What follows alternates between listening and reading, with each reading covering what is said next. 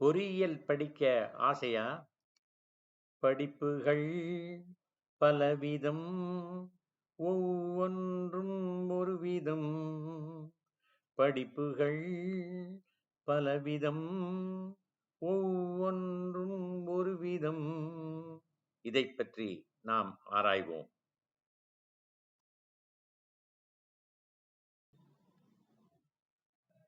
மயக்கமா கலக்கமா, மனதிலே குழப்பமா, படிப்பிலே நடுக்கமா. மயக்கமா கலக்கமா, மனதிலே குழப்பமா, படிப்பிலே நடுக்கமா. என்ன படிக்கலாம், எங்கு படிக்கலாம்? +2 படிப்பை முடித்த மாணவர்களின் கேள்வியாக உள்ளது. இங்கு பொறியியல் துறையில் படிக்க விரும்பும் மாணவர்கள் பற்றியே பேச விரும்புகிறேன். நான் பொறியியல் தொழிலகங்களிலும் மற்றும் பொறியியல் கல்லூரிகளிலும் பல்கலைக்கழகங்களிலும் ஏறத்தாழ 50 ஆண்டுகளுக்கு மேல் பணியாற்றியுள்ளேன். பொறியியல் துறையில் பல மாற்றங்களை பார்த்துள்ளேன். நான் பார்த்த அனுபவங்களின் அடிப்படையில் மாணவர்களுக்கு வழிகாட்ட விரும்புகிறேன். +2 படிப்பை முடித்த பிறகு ஒரு மாற்றம் ஏற்படுகிறது. அந்த மாற்றம் நல்லவையாக அமைய வேண்டும். ஒவ்வொரு மாணவருக்கும் ஒரு கனவு இருக்கும். அந்த கனவு மெய்ப்பட வேண்டும். முதலில் இந்தியாவில் பல்வேறு துறைகளில் உள்ள வேலைவாய்ப்பு பற்றி ஆராய்வோம். நம் நாட்டில் ஒவ்வொரு வருடமும் ஏறத்தாழ 20 லட்சத்துக்கும் அதிகமான மாணவர்கள் பொறியியல் துறையை தேர்ந்தெடுக்கிறார்கள். இவர்களில் கணினி அறிவியல் பொறியியல் படிப்பை மட்டும், அதாவது computer science and IT engineering, 10 லட்சத்திற்கும் அதிகமான மாணவர்கள் தேர்ந்தெடுக்கிறார்கள். இந்த துறையில் அதிக ஆர்வம் கொண்டு படித்த இளைஞர்களுக்கு நல்ல வேலையும் அதிக சம்பளமும் கொடுக்கிறார்கள். ஆச்சரியமாக உள்ளதா?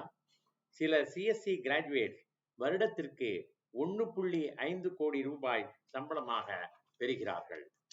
சராசரி ஊதியம் என்று பார்த்தால் வருடத்திற்கு 3 அல்லது 4 லட்சம் ஊதியமாக பெறுகிறார்கள். சிஎஸ்சி துறையில் software architect, data scientist, machine learning engineer, blockchain developer, cyber security engineer, cloud solution architect, big data engineer போன்றவற்றில் பணியாற்றுபவர்கள் அதிக சம்பளம் பெறுகிறார்கள். நாட்டின் வளர்ச்சியை, முன்னேற்றத்தை தீர்மானிப்பது பொறியியல் துறைதான்.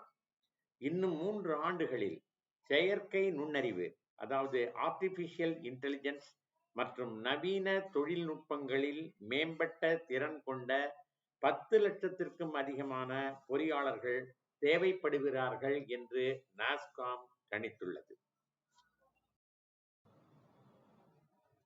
சிஎஸ்சிக்கு அடுத்தபடியாக மின்னியல் துறை, மின்னணுத்துறை, இயந்திரவியல் துறை மற்றும் கட்டிட பொறியியல் துறை உள்ளது. அதாவது EEE, ECE, mechanical and civil. Ministry of new and renewable எனர்ஜியின் அறிக்கைப்படி ரினியூவபிள் எனர்ஜி சோர்ஸ் செக்டருக்கு அடுத்த 3 அல்லது 5 ஆண்டுகளில் 10 லட்சத்திற்கும் அதிகமான பொறியாளர்கள் தேவைப்படுகிறார்கள். EEE பொறியாளர்கள் solar panel design, battery systems, storage systems, grid integration மற்றும் பவர் ஜெனரேஷன் அண்ட் டிஸ்ட்ரிபியூஷன் துறைகளில் பணியாற்ற வாய்ப்புகள் அதிகம் உள்ளது.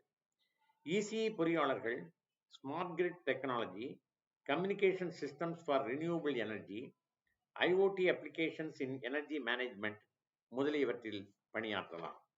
Mechanical engineers wind turbine design, renewable energy equipment manufacturing, maintenance of renewable energy systems போன்ற துறைகளில் பணியாற்றலாம். Civil engineers construction and maintenance of renewable energy facilities, solar farms, wind power installations போன்ற துறைகளில் பணியாற்றலாம். ECE, EEE, mechanical and civil பொறியாளர்களுக்கு வேலைவாய்ப்புகள் அதிகம் காணப்படுகின்றன. Railway துறை, சாலை மேம்பாட்டுத்துறை, telecommunication sectors, aeronautical and automobile sectors என்று எல்லா துறைகளிலும் இவர்களுக்கு வாய்ப்புகள் உண்டு. அணு மின்சக்தி, நாட்டின் பாதுகாப்பு, ஆர்மி, நேவி, ஏர்ஃபோர்ஸ் இன்றும் சொல்லிக்கொண்டே போகலாம். இத்தகைய துறைகளில் triple ECE, mechanical and civil பொறியாளர்களுக்கு வேலை வாய்ப்புகள் அதிகம். அடுத்து முக்கியமான துறை பயோடெக்னாலஜி. இதை தேர்ந்தெடுப்பவர்களுக்கு நல்ல எதிர்காலம் உள்ளது. Bio printing, bio materials, gene editing, bio energy, nano biotechnology என்பது போன்றவற்றில் அதிக வேலை வாய்ப்புகள் உருவாகி வருகின்றன. மேலும் agricultural, pharmaceutical, environmental biotechnology, bioprocess engineering, bioinformatics போன்றவற்றில் பயோடெக் இன்ஜினியர்கள் பணியாற்றலாம். ஆகவே மாணவ மணிகளே, இந்த 6 துறைகள், அதாவது CSC and IT, triple ECE, mechanical, civil, biotech இவைகள்தான் சமுதாயத்திற்கு நிழல் கொடுக்கும் பெரிய ஆலமரமாக உள்ளது.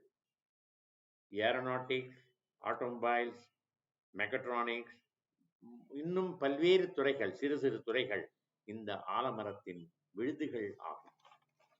ஆகவே இந்த 6 துறைகளும் ஃபண்டமெண்டல் பிரான்ச்சஸ், பொறியாளர் கட்டமைப்பின் அஸ்திவாரம் என்று கூறலாம்.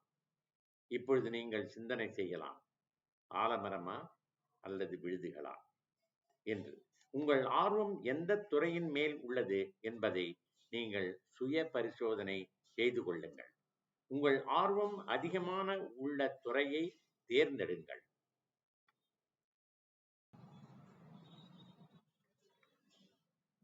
அடுத்ததாக, எந்த கல்லூரி அல்லது பல்கலைக்கழகத்தை தேர்ந்தெடுப்பது? பல்கலைக்கழகத்தில் படிப்பது மிகவும் சிறந்ததாக கருதுகிறேன். பல துறைகளில் உள்ள அறிஞர்களுடன் உரையாட உகந்த இடம் பல்கலைக்கழகம். சென்னையில் பல சிறந்த பல்கலைக்கழகங்கள் உள்ளன. SRM university, doctor MGR educational and research institute university, Sathyabama university, IIT போன்ற பல பல்கலைக்கழகங்கள் உள்ளன. நான் 9 ஆண்டு காலத்திற்கு மேல் பணியாற்றிய doctor MGR educational and research institute யூனிவர்சிட்டியில் பொறியியல் துறை மாணவர்கள் பலர் வெளிநாடுகளில் அதிக சம்பளத்துடன் பணியாற்றுகிறார்கள். ஒவ்வொரு நாளும் ஒரு தொழில்நுட்ப கருத்தரங்கம் அல்லது ஏதோ ஒரு நிகழ்ச்சி, அறிவை புகட்டும், சிந்தனையை தூண்டும் நிகழ்ச்சி இந்த டாக்டர் எம்ஜிஆர் பல்கலைக்கழகத்தில் நடைபெறுகிறது. இது போலத்தானே மற்ற பல்கலைக்கழகங்களும் இருக்கும். சில பல்கலைக்கழகங்கள் நல்ல மதிப்பெண் எடுத்த மாணவர்களுக்கு அட்மிஷன் கொடுக்கிறார்கள். மற்றும் சில பல்கலைக்கழகங்கள் ஆவரேஜ் ஸ்டூடெண்ட்ஸ்களுக்கும் அட்மிஷன் கொடுக்கிறார்கள். அவர்களை சிறப்புற செய்கிறார்கள். உதாரணமாக நான் அறிந்த doctor MGR educational research institute university. அடுத்ததாக, நமது வீட்டிற்கு அருகாமையில் உள்ள, அதாவது 10 அல்லது 12 கிலோமீட்டர் தொலைவில் உள்ள கல்லூரி அல்லது பல்கலைக்கழகத்தை தேர்ந்தெடுப்பது நல்லது. அங்கு ஹாஸ்டல் வசதி உள்ளது, நல்ல ஹாஸ்டல் வசதி உள்ளதா என்று தெரிந்து அந்த பல்கலைக்கழகமோ அந்த கல்லூரியையோ தேர்ந்தெடுப்பது நல்லது. இப்படி செய்வதால் நமது நேரம் வீணாகாது. Travel time will be less. முடிவாக ஒன்று சொல்லிக்கொள்ள விரும்புகிறேன்.